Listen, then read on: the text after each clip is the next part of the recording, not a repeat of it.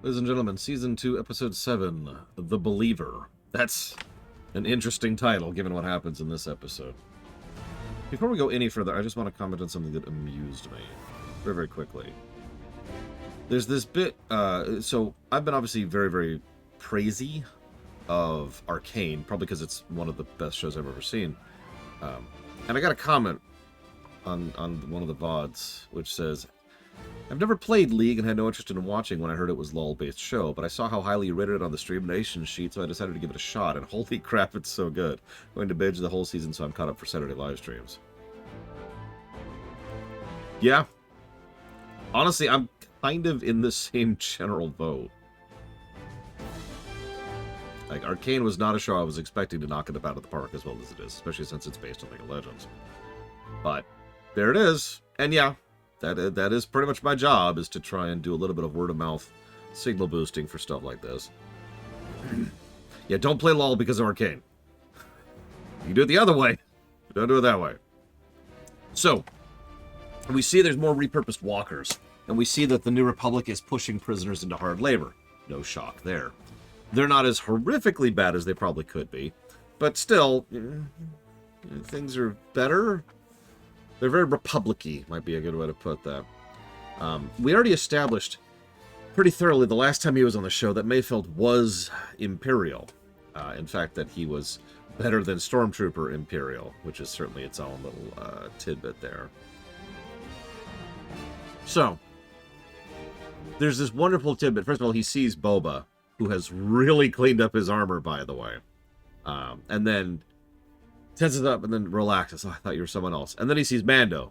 It's like, oh, okay. You're here to kill me. No, we're here to recruit you. Huh? That's also true, but there's also this wonderful moment where they don't tell him what the job is. They just get back up on the ship. And you could see Mayfeld take a moment. Look back at the junkyard. Look back up at the ship. And, like, you can see he's making the decision, right? Do I decide to stay here, or do I decide to go along with whatever nonsense they've got going on? Okay. So he goes in and heads up. Yeah, some gears are turning in his head. Mayfeld's actor kind of nails it this whole episode, by the way. I'm just going to say that right up front. The man does some wonderful facial acting and just general presentation. There's a couple of scenes in particular where he just completely carries an entire scene. Yeah, no, absolutely elevates the entire episode. He also drops a couple of things here. When he's told what he's offered, the action is you're offered a better view. It's a very, very minor tidbit, but it is kind of indicative of what's being said here and what's being on the plate here. He still decides to go along with it, of course. Oh, no, I agree. There's definitely some Andorian stuff going on here. It's a weird sentence considering Trek, but it's still a true one. He name drops the fact that the Imperial Remnant is primarily founded by ex-ISB. And all of a sudden, a lot of puzzle pieces just so neatly fall into place, don't they? I mean, we've known for a while that the Empire bled off people over the years. It bled off people during its when it was at its height into rebels. It bled off people when the rebels started really getting going. It bled off people when Palpatine died. And it's still been bleeding off people even now as people slowly go off and become their own thugs or pirates or smugglers. So who's left? And yeah, I remember, Miro, frickin' Partagaz. It makes so much weird sense that the ISB, who are the competent, true believers, emphasis mine, are the ones who would actually be trying to reorganize the Imperial Remnant into something as a true successor state, which... So, yeah, no, it's true, Hazardous. It's absolutely true. We see this hunk of junk flying around, and oh god, Bionic Punk. No, don't say it. Don't say it. He needs to die. It was a Juggernaut. I actually recognized that hunk of junk. I don't remember where I first saw Juggernauts. I remember they were in the guidebook to Imperial vehicles. But I do love that little tidbit of them using the Juggernaut. Because they use the Juggernauts because they're very, very reliable. As weird as that sounds. Like, that's in lore. They're the Toyotas, I want to say. Yeah, that's right. They're the Toyotas. The old pickup truck. They just run. They just run. And we even see these Juggernauts are old and run down and barely functional at this point. But they're still functional. Don't even have that much armor, really. Anyways. And then there's this little... God, the tires are muddy. The frickin'... The gloves are still wet. And there's this wonderful bit where Mayfeld is like, I don't know how you people wear those things. So he takes off his helmet so he can act with his face. Let's be honest, that's the real reason he does it. And Mayfeld is interesting here. He's still poking and he's still prodding. But not overtly so. In fact, he overall comes across as less awful than he was in the heist episode. And he was already one of the more reasonable ones over there. That's a little bit loud. We also have a quick... Yeah, Mando is extremely uncomfortable. I'm kind of skipping over the fact that he was willing to switch outfits. Trust me, there's a reason for that. But yeah, we get a little bit more of him. And we get a little bit more development of who Mayfeld is and why he acts the way he does.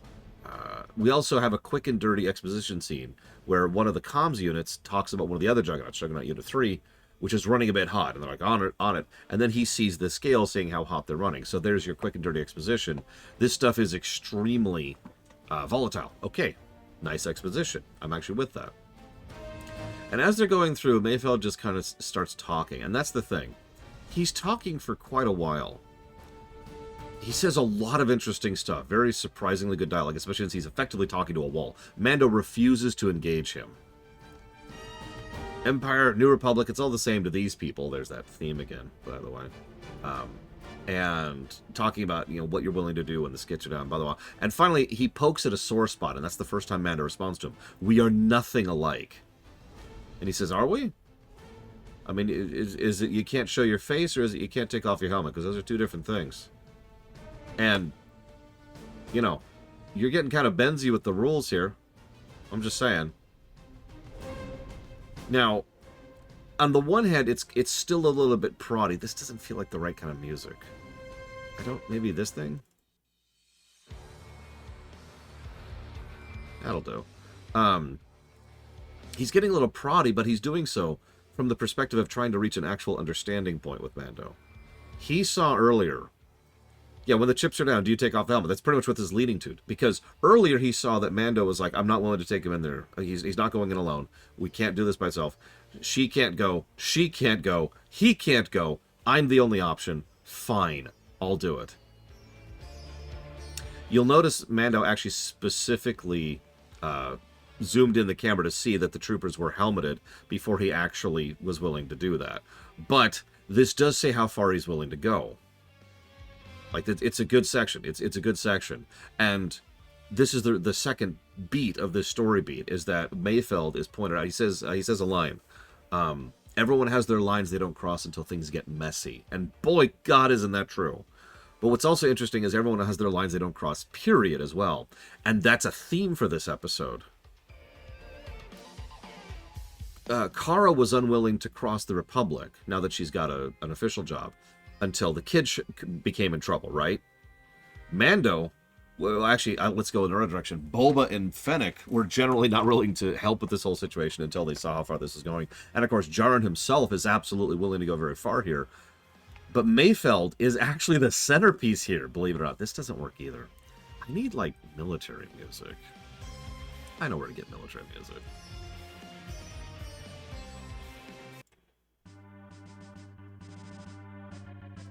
So, this is good. This is good. This is thematically good, and it's character good. We also have some fascinating little world building in the background there. Did you catch that?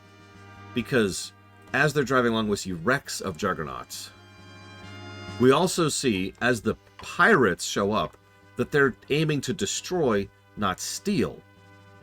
And I'm saying all this because they never draw attention to it. They don't really need to, because they're showing us these are pirates, or maybe they were pirates, or maybe this is just something. But no, yeah, this is natives. Exactly. This is another rebel cell, functionally. That's what this is. They're here to try and kick the Empire off their land. It's another rebellion. And it actually works better for me than I thought it will. There's even this wonderful tidbit. Like, so Mando goes to fight them on the top of the Juggernaut. Cool. To continue the video game parallels, how many of you have seen a section of a game where suddenly you're absent your kit? Now, a good game will balance the encounters and the sections of the game you have to go through without your kit to be designed around the absence of kit. A bad game will not, but this does a good job of it. These are kind of low-level nobodies, relatively speaking. They're raiders and pirates with a couple of blasters and a couple of sticks. And literal spears. Yeah, you know, this isn't a Sten section. This is actually a well-designed section. This is a well-designed encounter. Yeah, this is exactly Bionic Monk. You can feel the video game bones in this episode. Because you have to do this thing, and you have to do it without all your gear and all your stuff. And so he pulls out the blaster, and the music actually stops dead as he realizes the blaster has jammed or run out of ammo or whatever. And it's just... And then he goes back into the actual fight. And even his armor is crap. There's a wonderful bit where he goes to do a maneuver to block with his armor, and all it does is get him hurt because he's wearing crap armor. Like, this whole sequence is probably legitimately the best, and I mean this, probably the best overall action sequence I've seen in the entire show so far. This is good stuff. He's still falling back. There's even this wonderful bit where Mando is there and he's just... He recognizes what's about to happen. And he knows this is gonna suck, so he gets ready for it. And the TIEs come in. How often do you see TIE fighters as the cavalry? I actually called that, by the way. I just want to say that. Yeah, you never thought you'd cheer. They even play the heroic music as the TIE fighters are showing up. That's crazy. That's powerful. And the Imperial troopers are all cheering them and being like, yeah, this is great, you're awesome, woo. And it's just the right flavor of awkward messed upness. It's a new word, you can use it. The soldiers are all like, yes, and oh my god, you did such a good job, woo, woo. Yeah, the cheering fascists, and it's just like, oh, okay. That's powerful. We get a quick shot of the Imperial officers' mess, and I know that you could say this about a lot of things, but I love how extraordinarily bland it is. Something that Andor did very, very, very well is emphasize how one of the things the Galactic Empire wants is to flatten everything into a nice, smooth, gray paste, right? Get rid of all the culture, get rid of all the individualism, get rid of everything, and just... Yeah, suck the color out of everything, exactly. Andor did a really good job of emphasizing how the Empire has been systemically and organizedly and intelligently seeking that for years. So, this is another good showcasing of this. Very gray, very bland, stark angles, no decorations.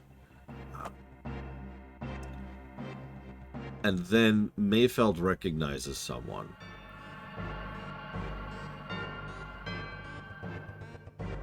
And Mayfeld can't go through with it. He says it's off, it's called off, I can't do it. And the good thing is, I love the actor, because you can tell what he says is he might recognize me. But let's be honest, what are the odds of that? No, the real thing is he can't face his ex-CO. That's what this really is. And you could tell based on how he says it, based on how he's panicking, he can't quite deal with it. So Mando goes over to the thing, pulls off his helmet, and gets scanned.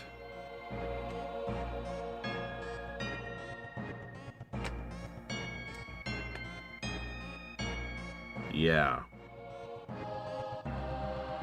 Now, no, it's a weirdly big moment. They do a very, very... Yeah, he actually tries with his helmet on, just in case, just to be sure. But no, he takes off his head. And can I just say, I love Pedro Pascal here. He's a good actor. I've loved him in everything I've ever seen him in. But this is finally really showcasing this man's chops. There's a moment where Valen, Imperial evil man, starts to walk over. Yeah, I noticed that, 040. And is... Like, there's this moment where Mando realizes he's going to have to turn and face this man. He physically flinches. He flinches at the very thought that he's going to have to face someone. He's barely holding it together as is. And he goes and he talks to him, and he can't. He can't deal with this. He can't deal with this at all. He's stalling and locking up so hard. Here's the thing. A lot of times when actors are told, I need you to, like, if I've reached out to Rax, and I'm like, all right, Rax, I need you to portray someone who is panicked. And that's the only direction I give because I'm a terrible director. Then what Rax will generally do is he'll be like, oh my God, he'll be freaking out and just all that. But actually, no. What you're seeing him doing right here, that's what panic looks like. Panic is not an over excess of freaking out, because that's freaking out. Panic is locking up, exactly as it is. Panic is just chunk 404. And he does such a good job of just... He's having trouble even talking about how panicked he is. And how much this is just cutting straight to his very core here.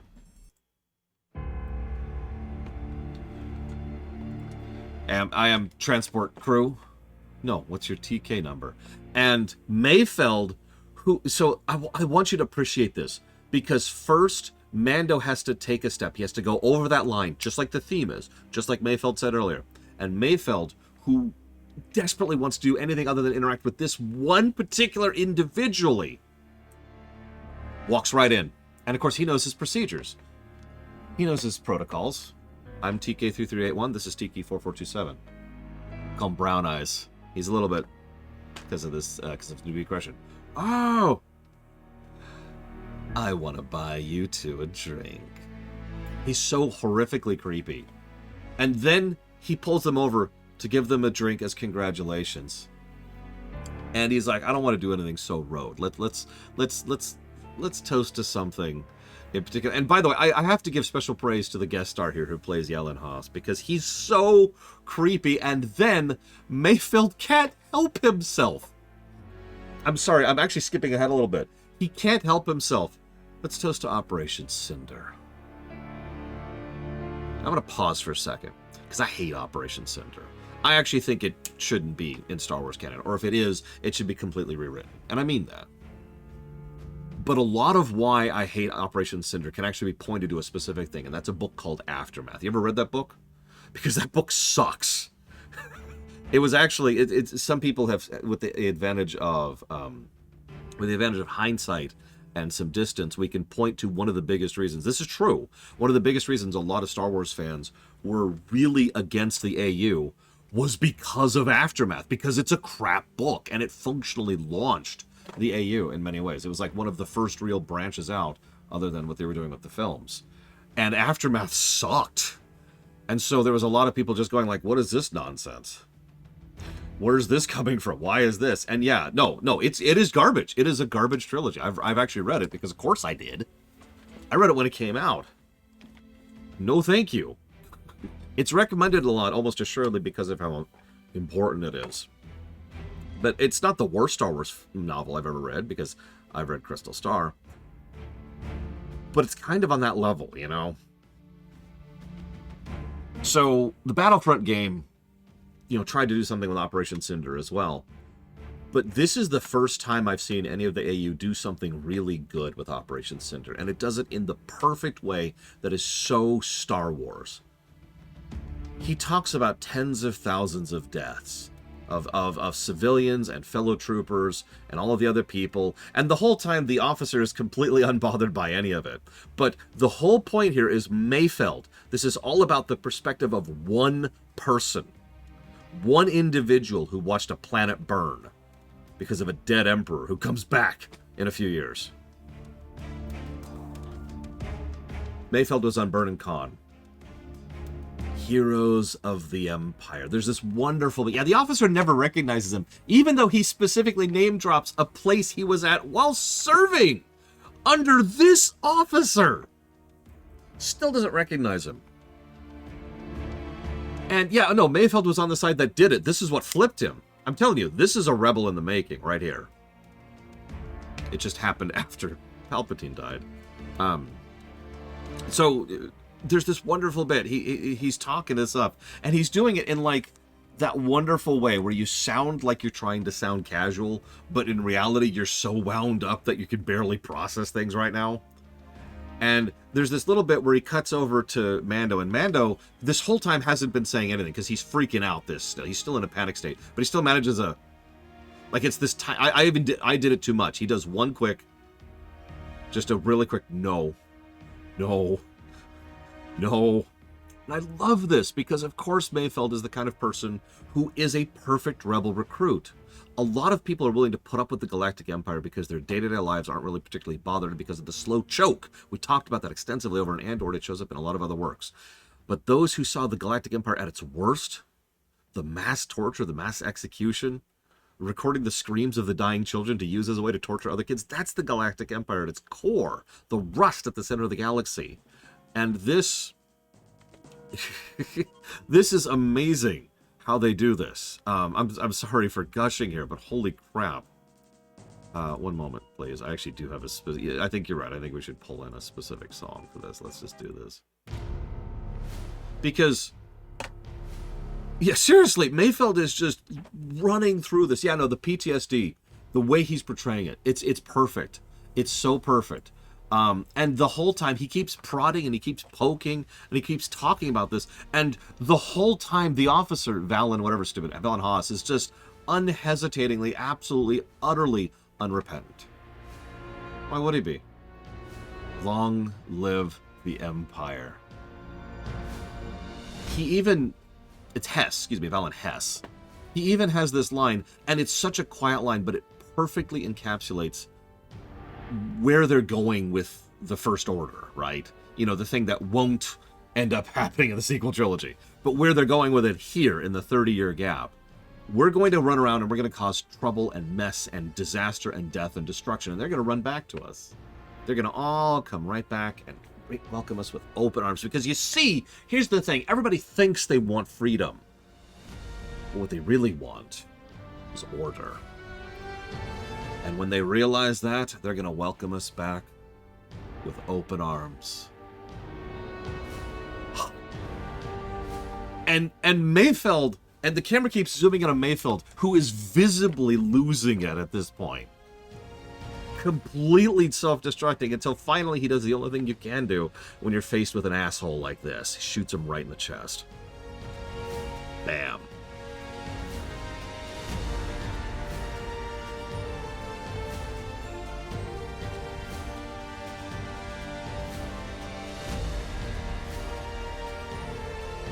There's a wonderful moment where everyone is just stunned because, like, from everyone else's perspective, nothing at all, like, is any sign that anything's wrong. And all of a sudden, some random trooper just randomly shoots an officer, and they're all like, huh? And there's like 3 solid seconds of silence before, all right, and they shoot up the place and they start escaping. Mayfeld cannot help himself. Can't help himself. He's angry. And there's this wonderful bit. He turns to Mando and says, "You did what you had to do. I never saw your face." Damn! And of course, everyone else in the room who saw it is extremely dead.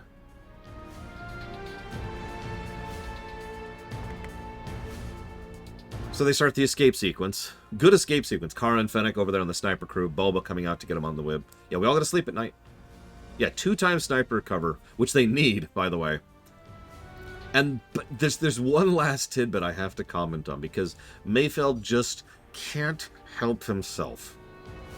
He cannot help himself. Hand me that rifle. And he takes one last shot, and if you were paying attention, the hatch was open on the Rhydonium earlier, thanks to the pirates. And he nukes half the base, because screw them! And it's all on his face. It's all over his face. He can't. He doesn't say a single line. I mean, yeah, he says we all gotta sleep at night, but his expression says so much more. As he is just...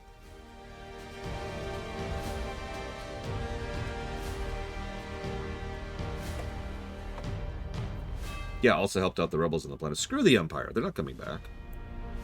These neo-fascist wannabe tin pot assholes. He knows what they've done. He knows what they'll do. Screw them. F the Empire, indeed.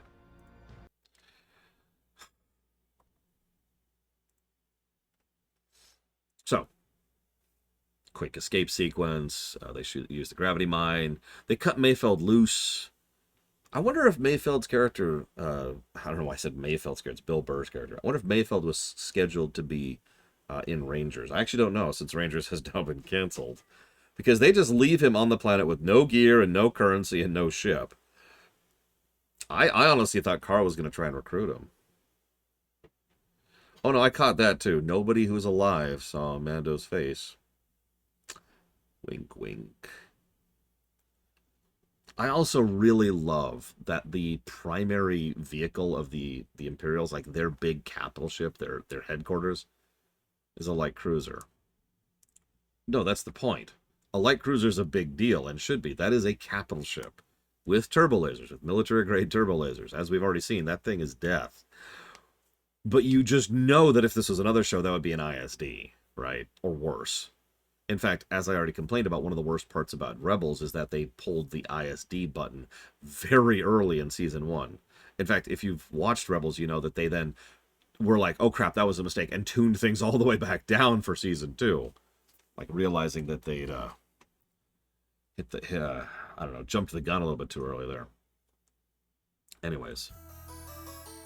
That's not the song I wanted. Is this it? And then he warns Gideon. This, I have to admit, I do like that it's just Gideon's speech, word for word, turned right back around him. He means more to me than you will ever know. However, that's like the fourth time in this show that they kind of warn people that they're coming, and I'm not sure exactly why he did that, but let's just ignore that for a second. Cut to credits. I have a certain set of skills, you see. Ladies and gentlemen, I think we finally have our first Red episode. I think we finally have an episode that pushes above very good into excellent. Like this, yeah, there's a couple of nitpicks, as most works have, but this nailed it in a way that nothing else has so far. Yeah, the table scene, the table scene, my god. It was already a good episode. It was already orange territory, and then the table scene showed up, and it's just, damn. And I have to give credit for Bill Burr for just carrying the freaking episode on his back. Just carrying that sucker. Finally got our first sliver of red on that pie. Look at that. Damn. Yeah, no, like, I feel like we could make Operation Cinder work with a few polishing passes, with a couple of edits to what actually happened, you know?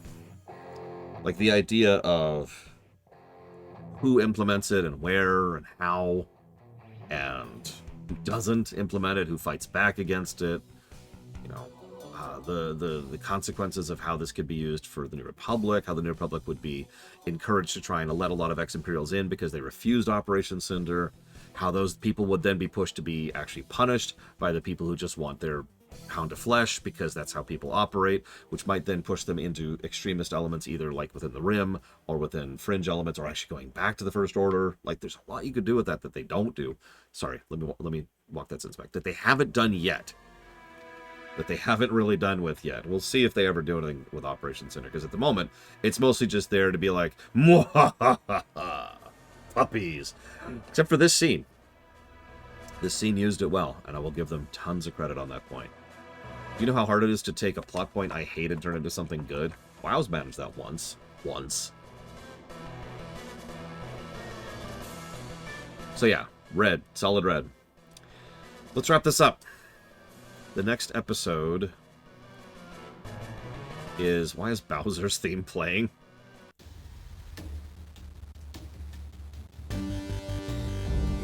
There we go.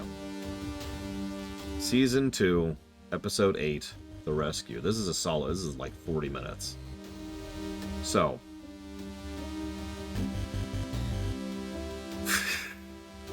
let's see what we think of it. See you in a bit.